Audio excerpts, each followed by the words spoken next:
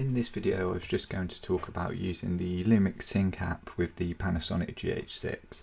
So I'm an Android user and I already use my phone with the GH6, but I thought what I'll do is do a video of connecting from scratch and show what you can do in the app and why it's a really good option to sort of have with the GH6. So if you're using an iPhone with iOS or iPad, the steps are all going to be quite similar. I mean, the app's available for most devices and it's pretty similar across the two platforms, so you should be able to follow along no matter what device you're on. So the first thing we'll need to do is just install the app. So we're just looking for Lumix Sync, so jump into whichever app store you use and we'll just type in Lumix Sync and you should come up with this one. So Panasonic Lumix Sync, and it's Panasonic Holdings Corporation. Just make sure you're downloading the official app and not some kind of third-party app, because you have to give away quite a lot of permissions in connecting the two apps. So just make sure that it's a genuine app. And then we'll just open this, and then I've already installed all of this, so I've been through the process of doing all this already. But you can read the policy, hit agree, yes to the usage conditions, and then it's asking us about information being collected while the app is closed. I believe that's mainly due to things like geotagging on images and videos. So if you just hit next on that, and then we do want it to be able to record video. I'm going to allow it to access the location all the time on this, and also you have to allow it to access photos, medias and file, because you need to be able to pull images and things off of the camera. So you're going to need to be it's going to need to be able to do that. And then what we'll do is we'll just close that for the minute, and then automatically it's going to already start trying to connect to the camera, but we're just going to close that for a second, because before we start doing it, what we need to do is set the camera up. So if we jump into the camera, and then what you'll need to do, there's two connections that can be made in the Lumix Sync app. There's Wi-Fi and Bluetooth. Really you'll want both of them to be able to get all the features out of the app, which we'll run through, and I'll show you what one does and what one doesn't do. So the first one we'll want to do on your camera, just jump into the wrench or spanner, jump into it's like the cube with the little Wi-Fi icon coming out. It's the in-out menu, and that's Wi-Fi and Bluetooth in there. I may also jump into the My menu, which I have both of these set up in there. You won't have those on your camera, so if you sort of see this and it's a bit unfamiliar, that's just the My menu section, which I'll link to a video above on how you can kind of customize that. It's just so I don't have to go fishing in the menus to grab these bits out. So what we'll do first is we'll jump into Wi-Fi, and then we'll go to Wi-Fi setup, and in here you can check in the device name and password, and you can quickly jump into that if you want and see what your camera is called. So this is my one, GH6, and then hyphen, and then a bunch of numbers and letters after, so you roughly know what you're looking for when you're trying to connect it. And then we can jump back out of that and we'll go into Wi-Fi function. And then what we can do as well on the other side of this, in the Lumix Sync app, actually it's probably better how it was if I just have it like that, if it will turn, there we go. If you jump up into the menu up here, yeah, some of it doesn't work in landscape, which is slightly annoying. What you can do, if you come into application function, under here you can see the network name. So what it does is it pretty much just pulls the like the profile name from the device. So my tablet is called an M40, so it's an M40_EEA. So we can get rid of that, and we could just call it tablet or something like that. And you could set it up so it's like your work tablet or whatever it may be, your phone. and then you know which one it is. I mean, because I've already got 2 devices that I connect up to this, so it's useful to know which one's which, and you'll kind of see why in the menu in a bit. So what we'll do now, if we go to new connection on here from the Wi-Fi menu, so we were just in the Wi-Fi menu, we went to new connection, and then we want to control with smartphone, so we just click on the top one, and then you can see now it's sending out the Wi-Fi signal GH6, and it was the little network name that we had on the camera. So now in the app, we're still in the menu section up here. So if we jump in here, jump into Wi-Fi connection, Wi-Fi setup, and then this will work slightly differently for different devices. What it will do is just open up your Wi-Fi menu. So you can see I'm just connected to my general Wi-Fi. There's my GH6 there. Click on that. And then what should happen on the camera is it should tell us to go to the home screen now in Lumix Sync. So if I press back, it doesn't always work because it's taken us to the Wi-Fi menu. So you just need to jump back into the Sync app, which is here, and you can see it's doing the connection, which it looks like it's going to happen on the camera under remote control. You can see if I touch the camera, it says the camera's in operation. So now from here, we've got a good majority of the Lumix Sync controls. So we'll just run through sort of what some of them are. So you can see up here, this is just our camera with our camera name. We're connected on Wi-Fi. We're not yet connected on Bluetooth. Sometimes the Bluetooth connection can be a little bit trickier, so I'll try and run through that afterwards. But essentially, the thing that Bluetooth won't allow us to do, but not being connected to Bluetooth, we're limited to some of the modes. So it's some of the sort of transfer modes and the remote shutter, which is quite useful. So we'll go through and we will set up Bluetooth, but right now that's not available. So it's worth just knowing that. So if we start just on the sort of basic import images, jump into that. There's a lot of images on my camera, large JPEGs, raw files, video files. So, you know, this will take a while. It's not a quick process. If you've got a fairly clean card and you know, not a great deal on it, or the images and videos are smaller than what I've got, then you'll be seeing this a lot quicker. But it's slightly slow on mine just because of what I've got on there.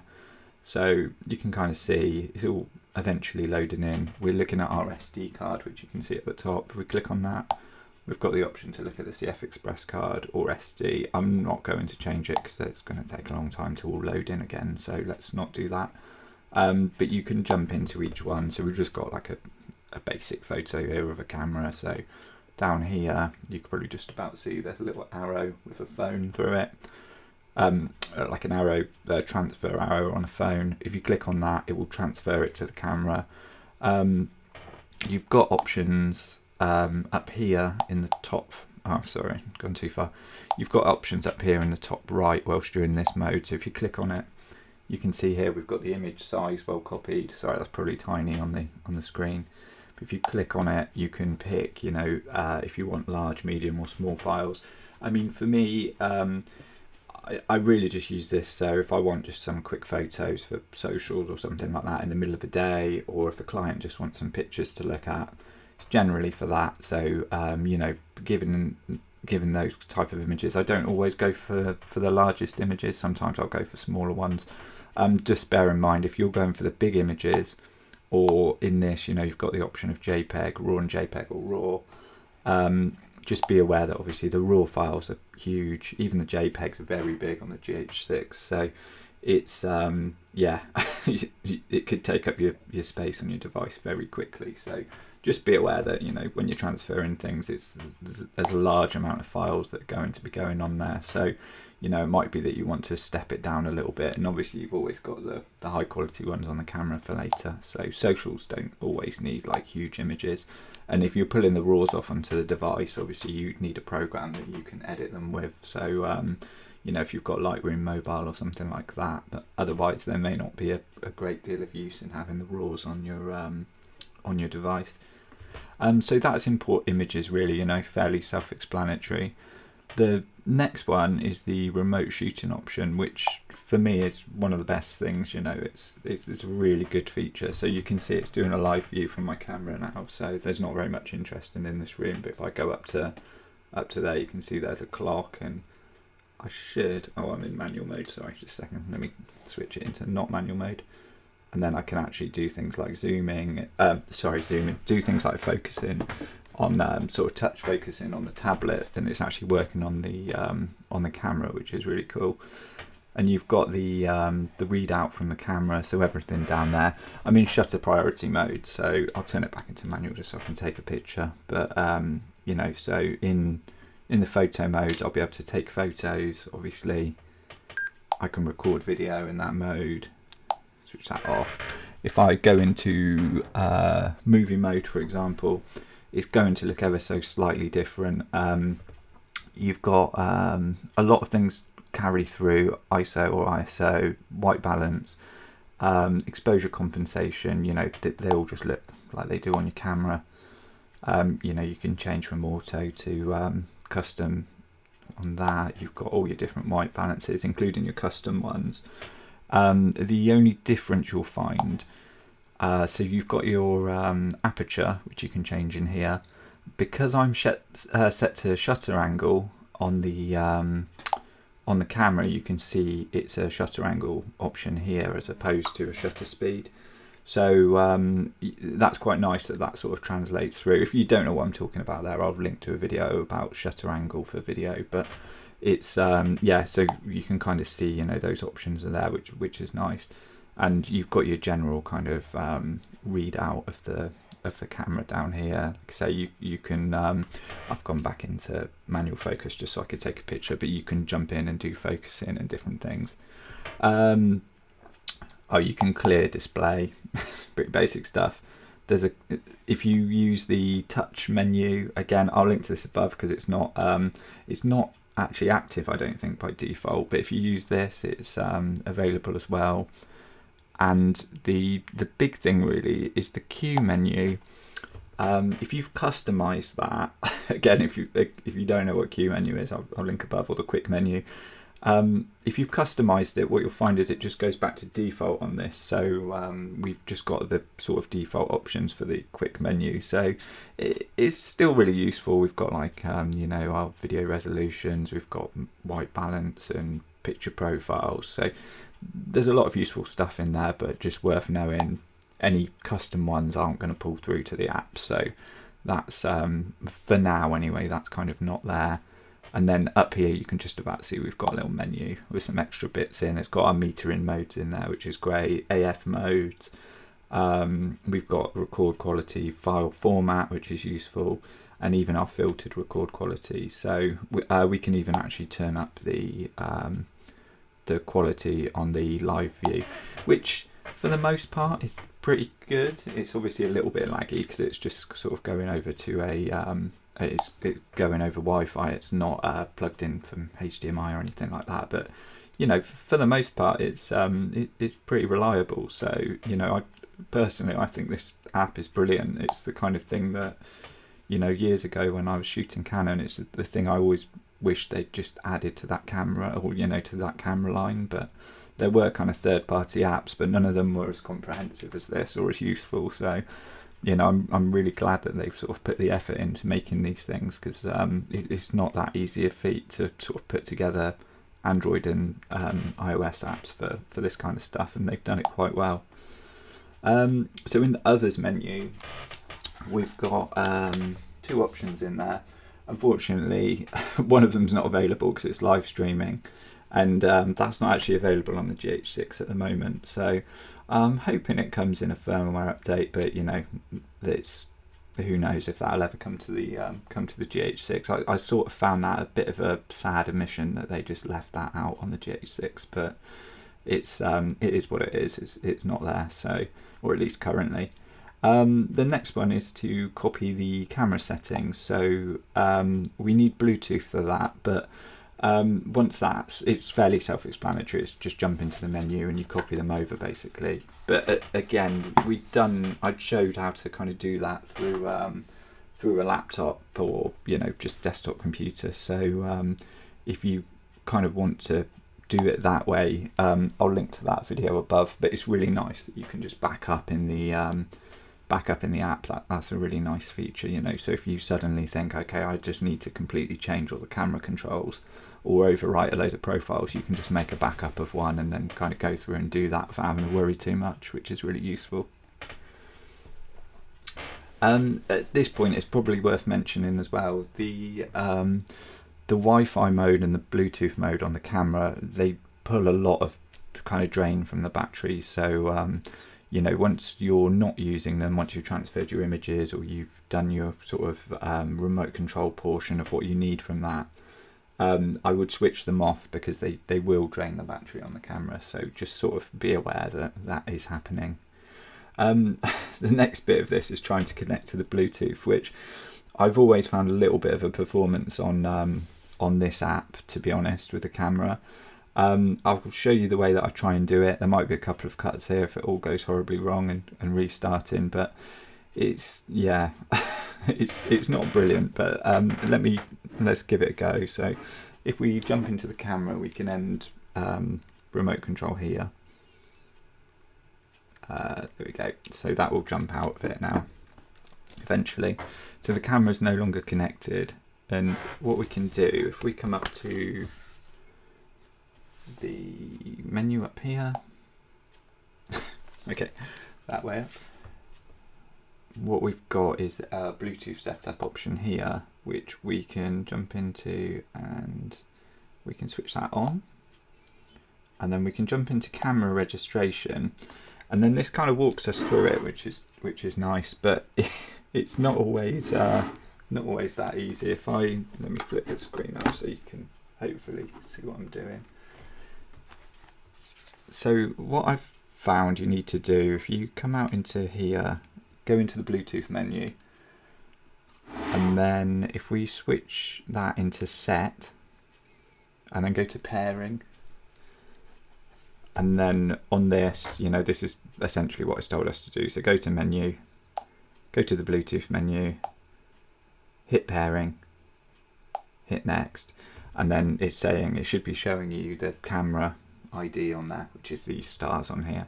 So we hit next again, searching for the camera, and then what should happen with any luck? This is a good time to make sure you've got Bluetooth enabled on your device, which I have.